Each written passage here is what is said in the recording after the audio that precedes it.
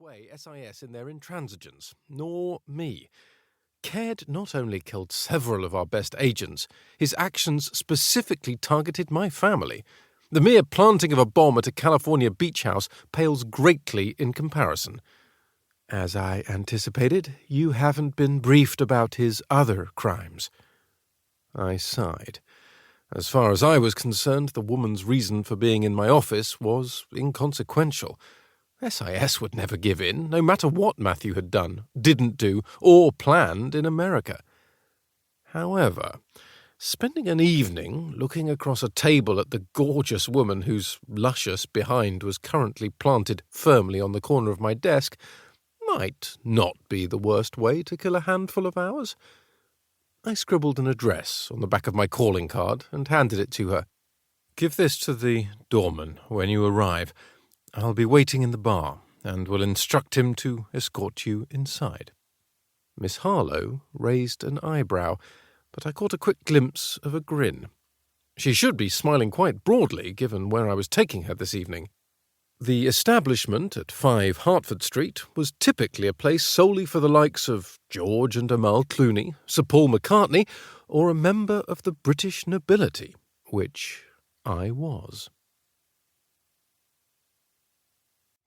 2. Wren. I, Finley Wren Harlowe, had been chosen very specifically for the assignment I was currently undertaking.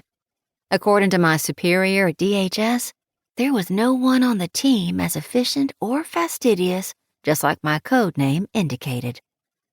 However, the government hadn't given me the nickname that became used universally in my line of duty.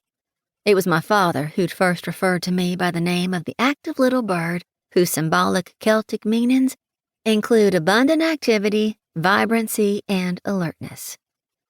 A wren is never seen resting on his laurels, he'd told me when I graduated first in my class at the University of Virginia. See to it you aren't either. I hadn't been, either before that day or after. One was only as good as the result of their last mission, which meant I had no intention of lowering my reputation with a failure on this one or any other. Sutton Wilder Whitaker had been on my radar since I began working for the United States government. His older brother, Thornton Shiver Whitaker, former MI6 and now retired as a Duke, was far more well known. It was Wilder, though, who had always intrigued me. I'd heard through the intelligence grapevine that SIS was trying their hardest to get him to switch over to their international unit, Section 6, but so far, he hadn't moved. I wondered if Wilder had turned the job down primarily because of the man I was there to extradite. Tonight, I intended to find out.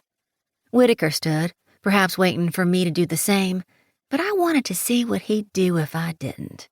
He didn't disappoint. The swoon-worthy, handsome agent leaned all 6'3" of his powerful body on the hand he placed on his desk, almost close enough to touch my bottom. He moved so I could see his eyes, which looked almost black from a distance, were really brown with flakes of gold and green. His wavy dark brown hair had strands of blonde and maybe even some gray mixed in, but mostly his scent. A mix of sandalwood, citrus, and something else that smelled almost of aristocracy, filled my nostrils with an undeniable want.